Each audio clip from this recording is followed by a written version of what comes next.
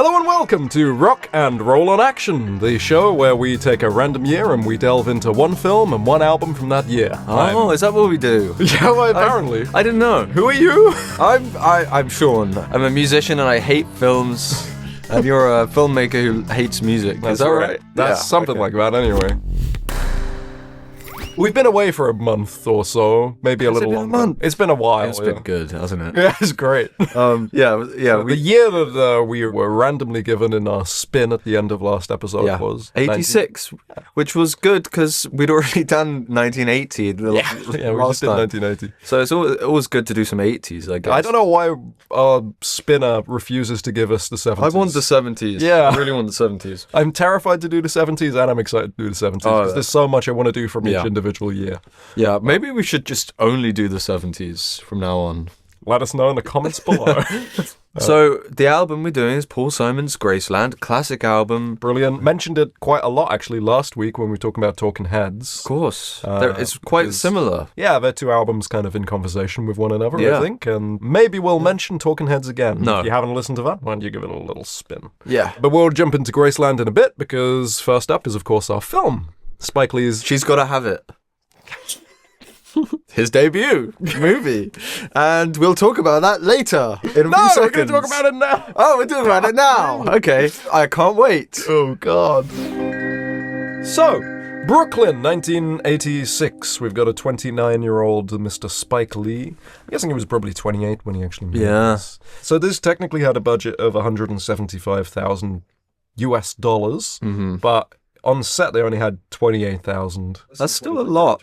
Yeah, but they had to shoot it super quick. And remember, you got to buy the film at this point. You know, we can shoot for free on digital. I know. That money would have been very stretched. So much so that actually had all of the cast keep all of their cans, their drinks cans, so that they could get the recycling money. Yeah.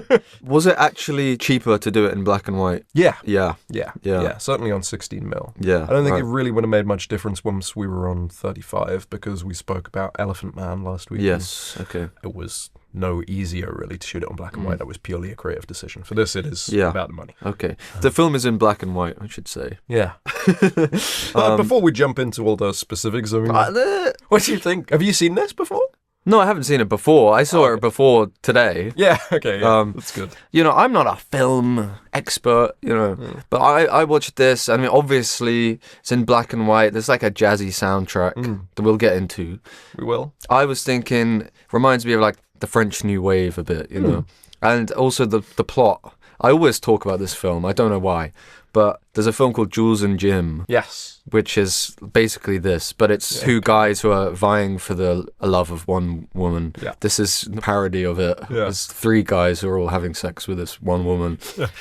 So I don't know if he'd seen that film. It feels like he did. I think definitely. He went to film school. Yeah. He went to NYU, and that's totally a film school kind of film. Yeah. The premise is there's three guys who are having sex with this one woman. That's the Nola Darling, and she's sort of with them all, but she doesn't really consider any one of them good enough to be. Yeah. The three together, they talk about forming a whole, and I think that's kind of clear. Like, one is the guy with the money and the good body, and and he serves that purpose. One is really sweet and organizes cute dates for them. He's sort of the emotional one and deals with that sort of stuff. And then you've got the one who makes a laugh, So who's played by Spike Lee. He is supposedly because he couldn't afford another actor. Yeah, but he's also perfectly suited to it.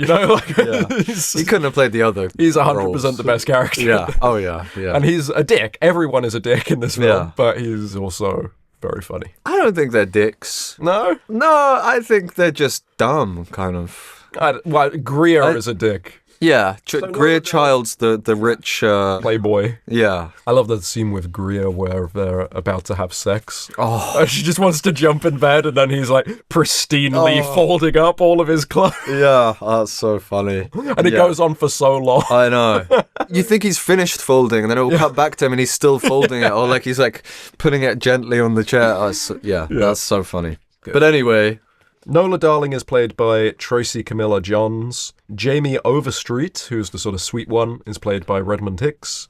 Greer Childs, who's the rich dick, is played by John Terrell. And Mars Blackman is played by Spike Lee. And Nola. Does she narrate at the beginning of the film? Well, the film combines a documentary talking head kind of vibe with more traditionally cinematic sequences. Yes. So there are elements of narration, but usually it's done as talking head interviews. Yes. And she does talk to camera at the start. Okay. She wakes up in bed. There's a cool shot where the shot starts out normally, and then as she gets up out of bed, they start overcranking the camera so it goes into slow-mo as she comes up from the covers sort of thing. So it kind of gives a sense of grandeur, and then she starts talking to the camera. Oh, yeah. Which actually is a technique that they stole from Raging Bull. So I don't believe it. Also black and white. Yeah, there's actually, I think last episode I said there was barely any films in black and white. We've covered many. I know. When we get to the album as well, we've just done 4 in a row where we're going to say, oh, this is a weird way of making an album, but it's the same way that all of our past 3 albums were made.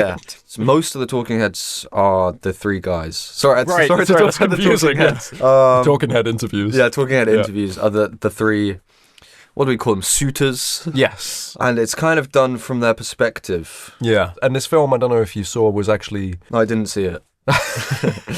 was actually written based on 40 interviews they did with 40 women about sex in the modern world and what women want, kind of thing, And so it is born of interviews and documentary kind of thing. And Spike Lee has always included sort of documentary kind of stuff in his work, whether it's archival footage or whatever. And this has elements of that. His brother took the still photos that are throughout this kind of thing. Yes, yeah. I presume they just did because it was cheaper than getting permits to film on the streets. Yeah. It was a real family affair, this film. Absolutely, yeah. It was everyone, all of his family. Yeah. His sister also has a little talking head interview, plays Nola's ex-housemate who left because she was bored of waking up to strange men in her bathroom. And his father, Billy, is in the film. He also did all the music for the film. He did. And it's a great score. And carried on doing more of his films as well. It wasn't like, oh, this is just because it's cheap. He's brilliant. He even plays the double bass in the film. He does. Which is cool. He was like a proper jazz guy, from that era. It was good to find that out because I kind of understand Spike Lee a bit more. Like, he grew up in that environment. Yeah. His dad was a jazz guy. I mean, even the still photography feels like jazz album covers. That's true, yeah.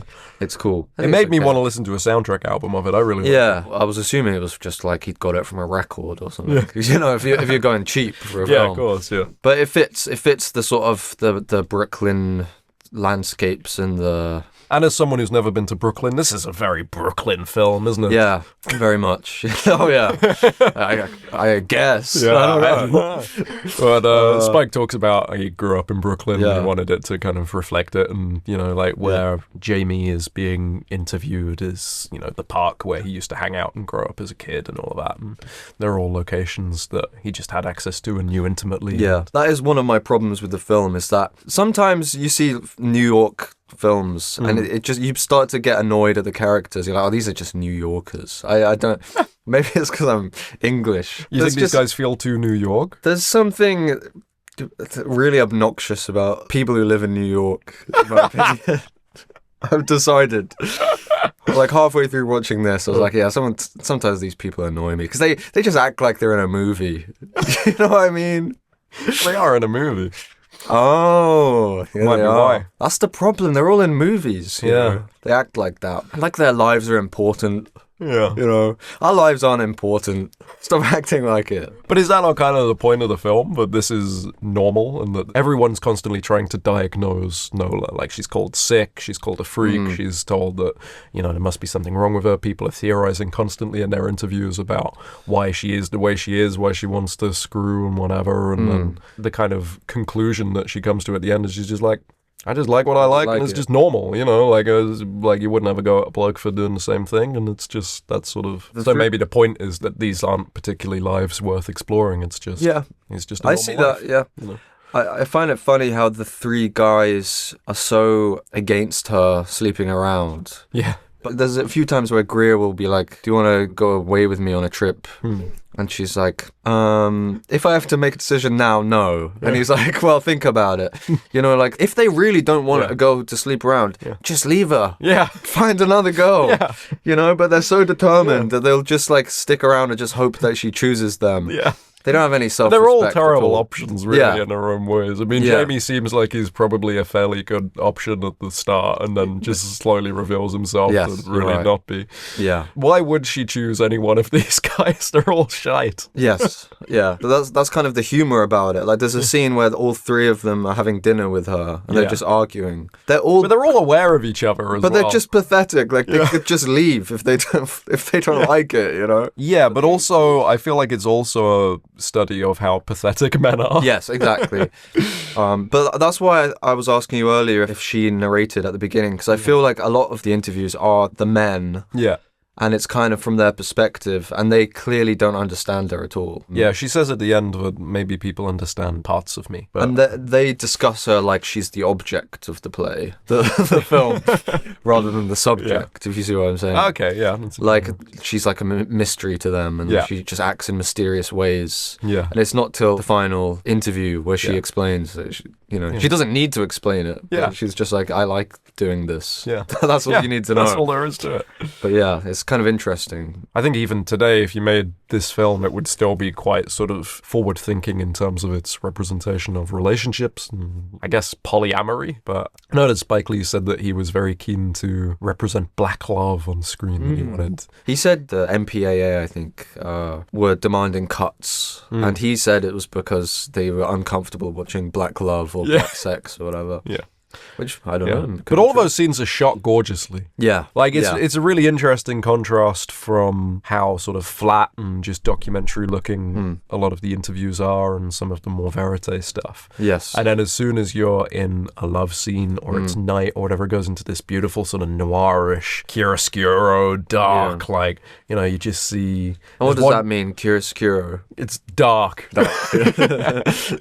Dark, high contrast. Yeah. There's one shot which particularly stands out where it's just her breast and shot almost like a mountain kind of thing, like it's just a close-up on that. Yeah. And then the descending mouth coming to kiss the nipples. That was Spike Lee, wasn't it? I thought it was Jamie in my memory, but... Because I was thinking, what a dirty bastard saying, oh yeah, I want this shot. Well, if you thought that, then maybe that's what it is, yeah.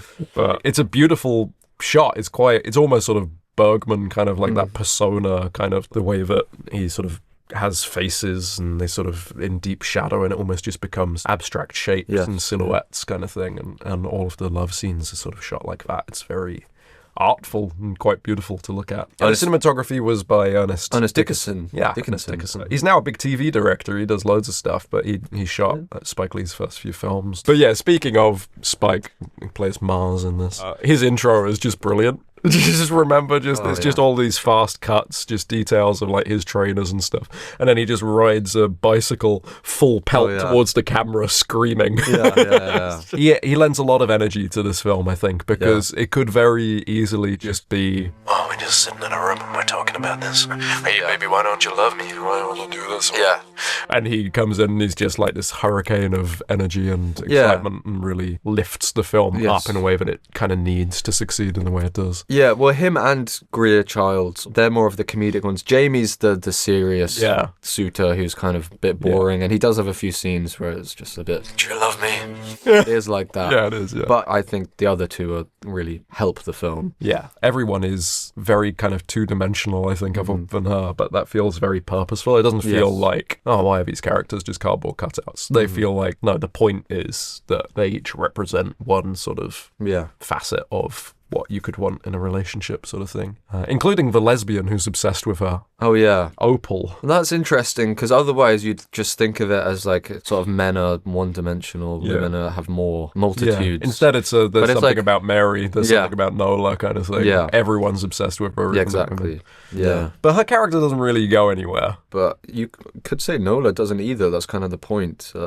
Yeah, but at least Nola feels like she's exploring herself through the characters that she meets, and then just comes to the conclusion naturally that how she was is how she wants to be. Yeah, I suppose it's the hero's journey or something. Yeah, and it would sort of, I think, be worse if she said, oh, actually, yes, I shouldn't be doing this. I should settle down with... Like the Breakfast Club. Yeah. It's like a goth the whole film. Yeah, and she's like, actually, I'm not going to be... I was wrong about being that.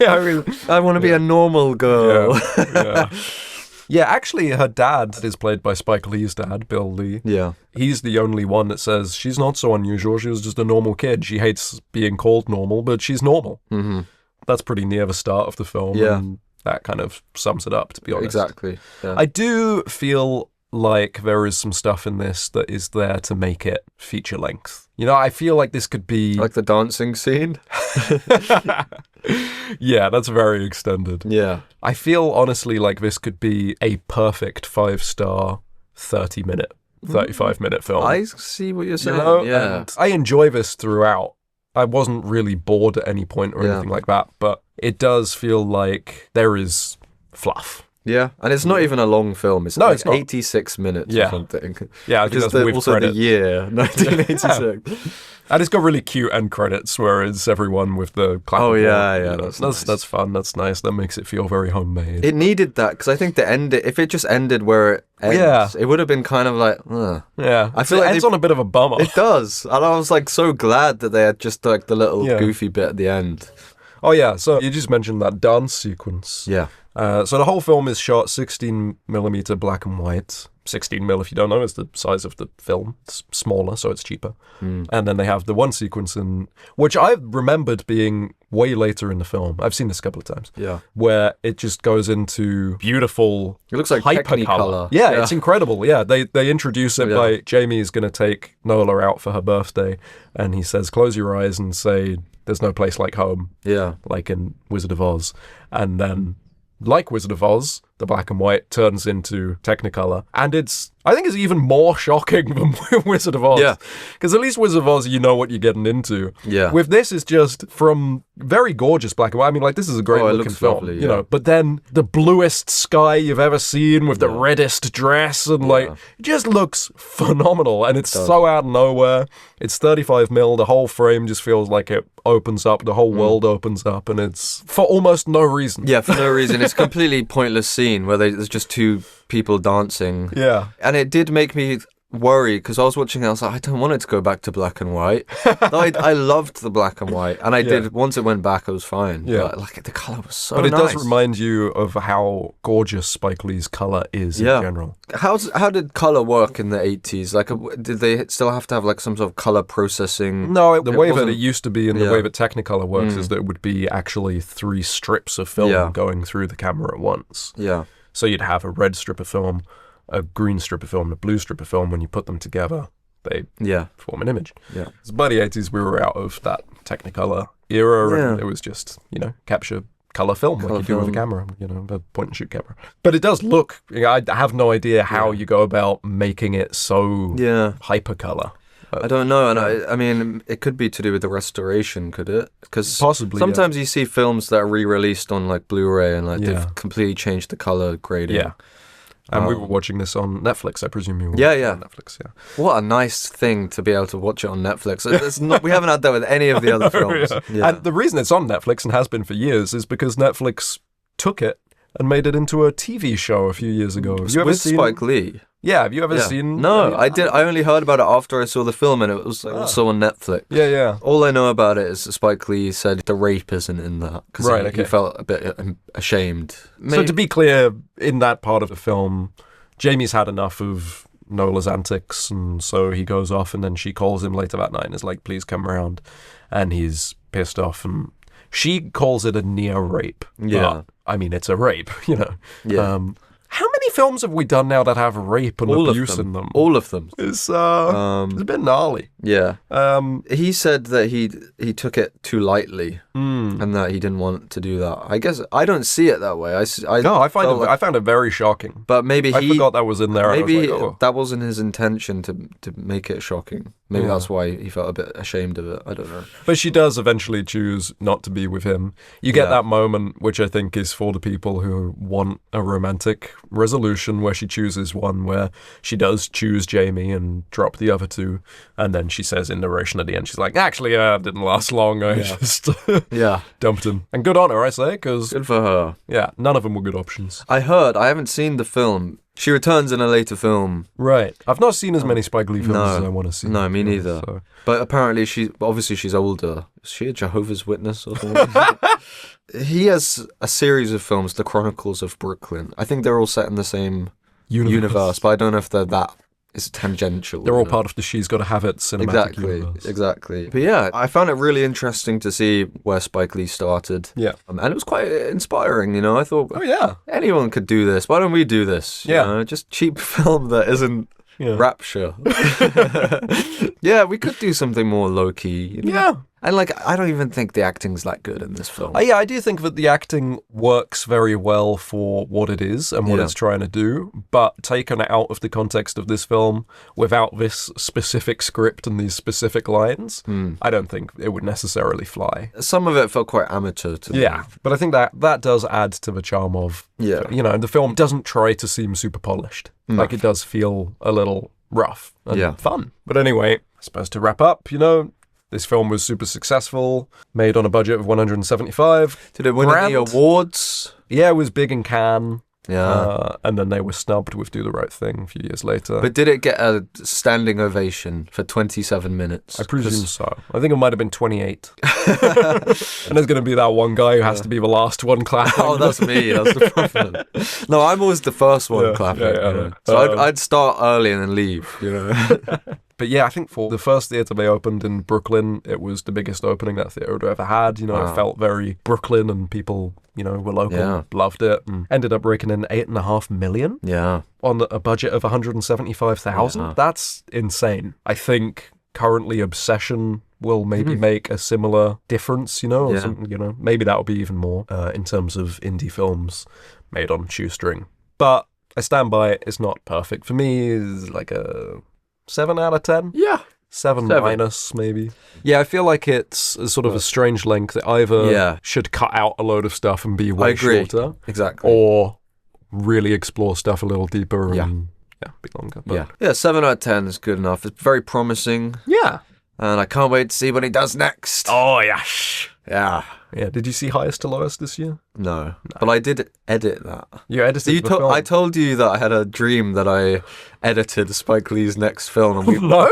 What? I remember telling you this. I had a dream last year that I helped him edit his newest film, and then we won an Academy Award, and I felt guilty because I'd only done 5 minutes of the film, and he'd done the rest of it, and we jointly won the Academy Award. It was a really weird dream. That was brilliant.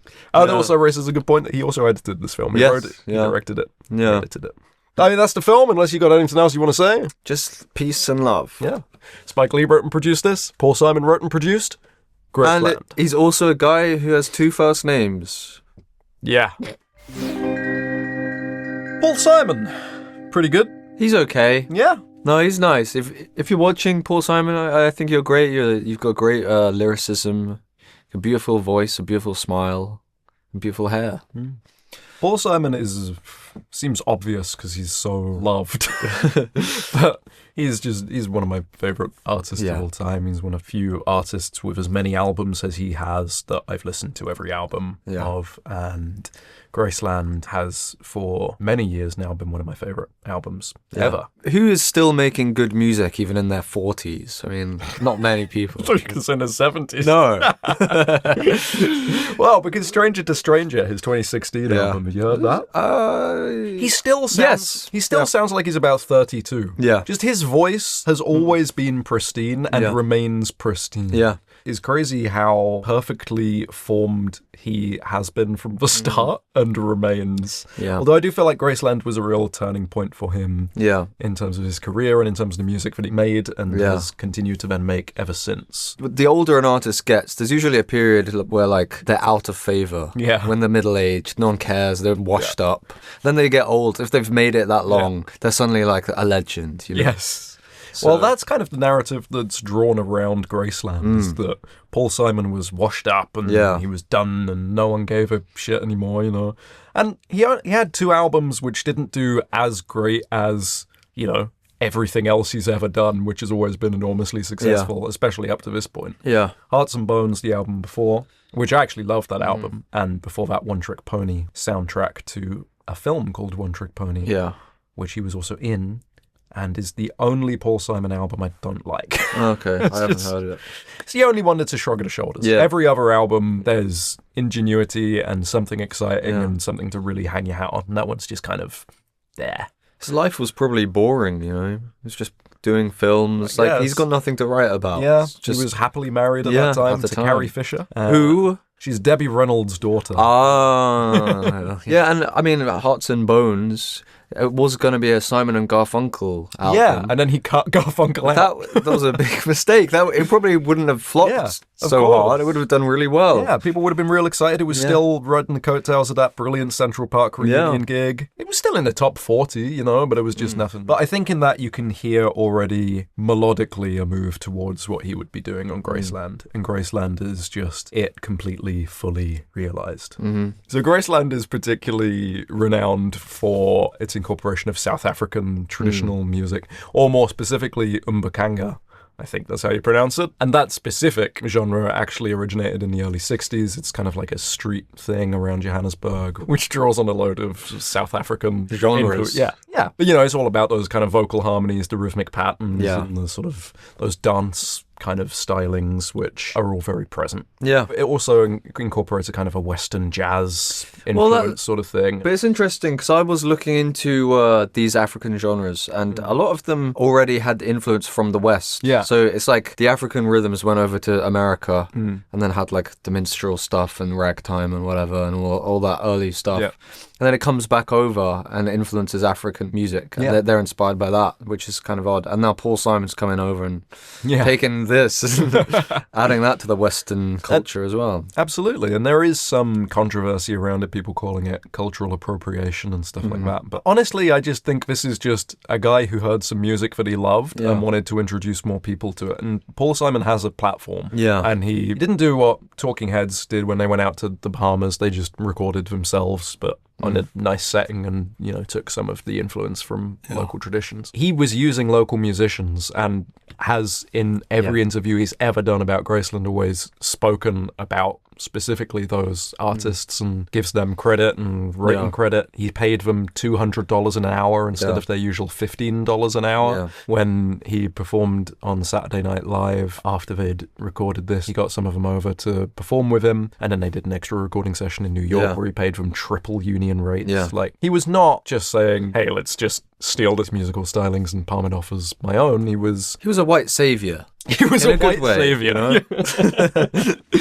Indeed. Yeah. And I think that you can feel that love and respect in it. And a lot of these songs, like we were talking about with Talking Heads, like we were talking about with Miles Davis, and like we were talking about with Black Country New Road, they're kind of built around jams and just figuring things out, improvising, and then taking the stuff that works and building around that. Yeah, it's funny because another album that was inspired by African rhythms, which we'll do next time, maybe, Band on the Run, 73, did all of that in Kenya. And I remember... Really? I didn't know that. Yeah, you can't tell that much, but every now and again there's African percussion and stuff. But Fela Kuti was saying in the press, he was like, oh, Paul McCartney's just going to steal our music, you know. So Paul McCartney invited him to the session and showed him, like, no, I'm not. I'm just doing my own thing, but we're just recording in Africa for some reason. But it's interesting that that's how Africans maybe felt about this. I don't know if they felt like that with Graceland later on. The white guys coming to steal our music. I don't know. There was some controversy because he gets Linda Ronstadt to sing on Under African Skies, and she'd already been under fire a couple of years prior for performing in South Africa during the apartheid regime. Yeah. And so putting her specifically on an album that's celebrating South African music feels slightly tone deaf, but he doesn't really ever talk about the Western collaborators as much as he does the South African collaborators. Like, I mean, I only found out listening to this that the Everly Brothers sing on this album. Yeah. They're on Graceland. I couldn't hear them. Yeah, I mean, like, I guess they're just doing harmonies. It's backing vocals. And it almost just feels like he just wanted them there to I think courtesy. Yeah. Like, I mean, if you have the ability to call on Don Phil to come and sing on your record, then why not? Yeah, exactly. But there's more than just African influence on this album, you know. There is. They were only recording there for 2 weeks, and the rest was all done in New York. A lot of it was re-recorded in New York as well. We should probably talk about the track list. Nah. It's a track list. moment. Side 1, Boy in the Bubble, in which the camera follows us in slow-mo. Get on with it.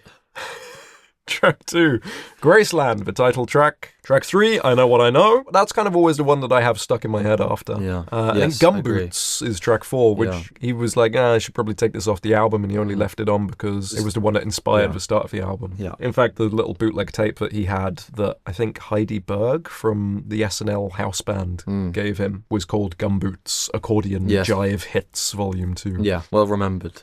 Yes, thank you. Yeah. She gave it to him because she wanted to make a South African-inspired album. And then he was like, oh yeah, this is good, and just went off and did it. And then Diamonds on the Soles of Her Shoes rounds out side 1. Diamonds on the Soles of Her Shoes was a late addition. Really? I think the album was pretty much done, but they're like, let's have them come over and maybe do something else. Yeah. Came really easily. Then side 2 smashes in like a motherfucker with You Can Call Me Al. Then Under African Skies, which was the last single. Yeah, and that is not what I would choose as a single. It's got a really bad picture on the single cover of him just like, and it's just like, who would buy this? Yeah. Not me. It's kind of an ode to Joseph Shabalala. I don't know how to pronounce his name, but he was the founder of Ladysmith Black Mambazo, who are the vocal group that sing on a few of these tracks. After Under African Skies is Homeless, which is play on a traditional Zulu wedding song.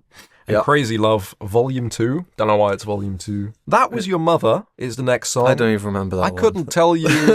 I mean, like, I know this album inside and out, but that title does not ring a bell for what that song is.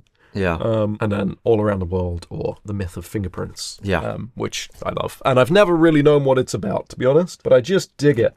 It's just got a vibe. It's about a guy who was on the TV show who's talking about fingerprints. He's talking about how we're all the same. We all have the same fingerprints. It's a call for racial equality or unity, let's say. You Can Call Me Al was my gateway into this album. I think it's probably a lot of people's gateway into the album. It was the biggest success as a single. It's probably still the most known song on the album. It's the sort of thing that you can hear walking around Tesco and not really anything else on the album. You don't need to walk around Africa to hear this. It's true. It's true. And we spoke last week about humour being a good way in. We said with Once in a Lifetime, but it's kind of a funny song. And there's a lot of parallels, I think, between Once in a Lifetime and You Can Call Me Al. Yeah.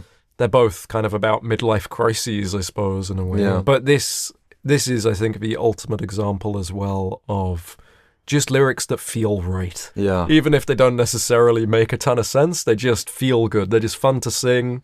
They're fun to hear. I think Paul Simon just does that. Yeah. His lyrics are always good. No, yeah, but I mean, it's not like there's no great depth to uncover when it's like, bone digger, dogs in the moonlight. And like, what does that mean? Nothing, I don't know, it just sounds good. And it's funny because I think Paul Simon analysed that song on a talk show. Like he explains what he meant by each line, and it's so boring. Yeah. He always does that, and it's like, it's not that deep. You don't need to explain in depth why you used every line. It also kind of ruins the magic as well. Absolutely, yeah. Especially when it's told in such a boring way. Yeah. It doesn't add anything to it knowing the story. I mean, it's kind of, who cares? And Bob Dylan would never do that. He wouldn't. I don't think. But I think he might lie. Yeah. Yeah. Are there any songs on the album that don't really work for you, though? I don't want to just copy the man himself, but I do think Gumboots, I was listening to it and thinking... Really? I've always loved the imagery in that. I don't know. Gumboots, I'm always watching a movie in my head when I listen to that song. Yeah, the lyrics are fine. It's more musically, I think it's a bit boring. Well, that was the first improv that they did, so I guess they were finding their feet. But I don't know, I've always liked that one. The ones I always have in my head for days after is always Gumboots and I Know What I Know. Yeah. I think for me it's just because I'm just so into the storytelling aspect of it, if you know what I mean. Gumboots feels like every single time I hear that song, I picture it exactly the same way. I can see the sort of New York lights going by and it's sort of these kind of black and yellow kind of tones, and it's just so vivid. I don't know, there's just a fun play to the flow of the words. I haven't heard any Paul Simon songs that I thought he was phoning it in with the words. It's always good. Ideally, you want a song that, if you analyze it closely, you're like, oh, that's really profound. But it also works even if you don't know what they're saying. It's like, and it's still good. And that's the best. That's, in my opinion, the best pop song. Yeah. Like a David Lynch film. Yeah. You can just enjoy it for the vibe without really paying attention to the story, and then if you actually do, and it's like, oh, this is cool, and there's layers and stuff. And Graceland is definitely an album with layers. I've never got bored listening to this. I could listen to this on repeat. There's very few things that I'm happy to listen to on repeat. Graceland, I can just let play and play and play. It sort of builds a sonic world. Yeah. I think that's a lot down to the musicians he chose. You know? And it's something that, how are we supposed to replicate this? We don't know all these incredible musicians. Yeah. It's not fair. That raises a point. This is the kind of thing that only someone like Paul Simon can do. Someone who's at that level and is then also willing to be creatively adventurous. And it opens up so many doors for collaborations. I mean, there aren't really any artists at that level currently publicly going out and experimenting in the way that Paul Simon, I think, experiments. I mean, there's not really any artists at the level of Paul Simon anymore. Taylor Swift obviously has an enormous following. Yeah. But I think I've heard one or two songs all the way through. I don't know. Like, it's just not in my sphere. Do you think Taylor Swift fans listen to Paul Simon? No, no, but I'm just saying that at the time, if you were that big, then everyone knew you because everyone was watching MTV, everyone was listening to the radio, like the same sort of things. Now it's so much easier. Like it's so much easier to just exist in your own bubble now. Even the biggest stars of today. Yeah, exactly. There'll be a bunch of people like, I don't know who that is. Yeah, my parents didn't know who Kendrick Lamar was. Yeah, no clue. Yeah, of course, of course. But why would they? Like it's so easy to just live in your chamber and your bubble, and you're a boy in the bubble. Yeah. Have you seen The Boy in the Bubble, the John Travolta film? No. It was kind of his breakthrough in a way. It was a TV movie. We're doing it next time. Yeah, I'd like to. I've not seen it. I want to. Yeah. Pre-Graceland or post? Very pre-Graceland, yeah. So he's named it after John Travolta? Yeah, I think so. Of course it is. It's based on a true story, yeah. Yeah. Okay. It was kind of a thing. Yeah. Like sterile environments and people who were really ill and just living in these sort of bubbles, not allowed to go out of the house. And sort of, I think there were a couple of stories of people in that situation. And I think the song is about that. Okay. Because otherwise it doesn't make any sense. I've never thought about what that song's about. Yeah. Sometimes you just get so used to words that you don't even... Have you seen the video for Boy in the Bubble? No. Everyone always talks about a video for You Can Call Me Al because it's funny. Yeah. And like that was the one that was on heavy rotation on MTV, and Chevy Chase is in it, and he's 6'4" and Paul Simon's 5'4". And so it's a really good video and it's funny, and I think Lauren Michaels put it together, kind of thing. So they were next door neighbors, head of SNL. But Boy in the Bubble is I'd never watched it before researching for this. It might be one of my favorite videos ever. It's just so experimental and cool and all over the place. Just a perfect music video. Like, it's just great imagery. And does Paul Simon play a boy in a bubble? He does. There's a bubble floating across the screen and he's in it, Yeah. Kind of like Bob in the Twin Peaks The Return, when you just see his face in a bubble. Yeah. Well, it won't be as good as the George Harrison's music video for Blow Away, where he's riding a rubber duck. Oh my God. Cloud. Wow. Yeah. How have I not seen that? I don't know. Maybe the best video ever. Yeah? Good song? Yeah, it is. A very catchy song. 79. We'll do that next time. We're covering a lot of years next time. Yeah. Speaking next time, we should probably start wrapping up and choose what we're going to be watching. Unless you have any great, deep, meaningful thoughts that you want to add. I just want to say, if you like movies and you like music, check out our podcast. What can you say about Graceland? It's just good fun, good music, good maths, good geography. Yeah. I do think it's weird because I think there's a lot of similarities between it and the Talking Heads album we did. It's true, yeah. I do. I find it strange, mentioned previously, but, this idea that now 4 weeks in a row we've gone, this is a weird way of making an album. But we didn't say with this one that they composed the songs in a jazz way or anything. But they kind of did. Yeah, they kind of did. They kind of did. We're saying it now. We're saying it again. But anyway, should we do it? Let's do it. Let's do it.